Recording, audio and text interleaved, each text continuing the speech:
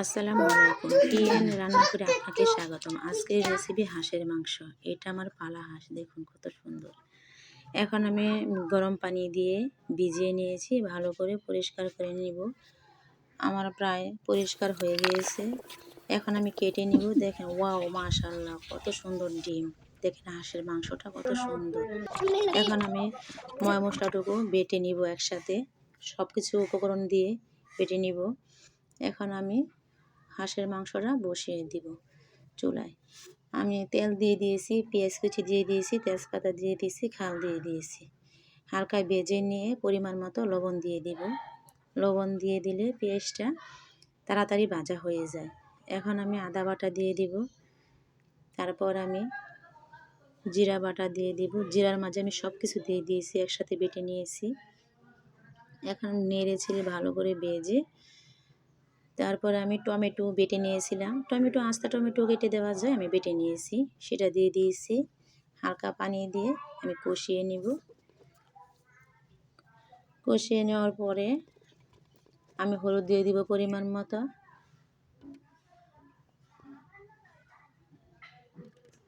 তারপর আবার মরিচের ফাঁকি দিয়ে দিব পরিমাণ মতো।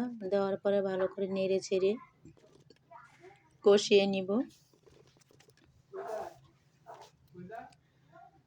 1 টেবিল চামচ আমি চিনি দিয়ে দিয়েছি। এখন আমি হাঁসের মাংসটুকু দিয়ে দেব। হাঁসের মাংসটাকে দিয়ে ভালো করে নেড়ে চেড়ে নিব। আমি ডিমগুলো আলাদা করে নিয়েছি, এটা আলাদা পাক করব। হাঁসের মাংস আমি ভালো করে কষে নিব। ভালো করে কষিয়ে না নিলে মাংস খেতে ভালো লাগে না। এখন আমি টক দই দিয়ে দিব। টক দইটা আমি বাটিতে 4 টেবিল চামচ দিয়ে গুটিয়ে নিয়েছিলাম। এখন আমি আবার নেড়ে চেড়ে দিব।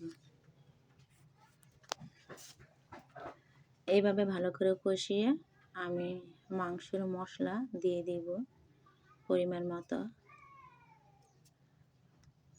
তার উপর আবার ঢেকে দিয়ে ভালো করে কষে নিব। আলু দিয়ে দিব। এখন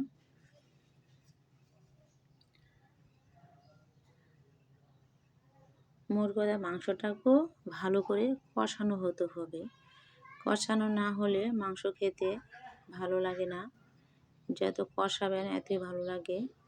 ময় মশলা পরিমাণ মতো হলেই, আর কষিয়ে ভালো করে, আর লার্কির চুলার পাক, ওয়াও, খুব টেস্ট লাগে।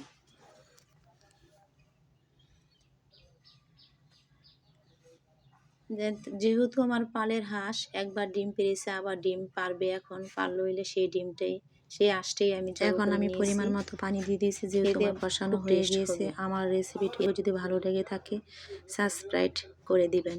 পরবর্তী রেসিপি পাওয়ার জন্য অপেক্ষা করুন। টাটা।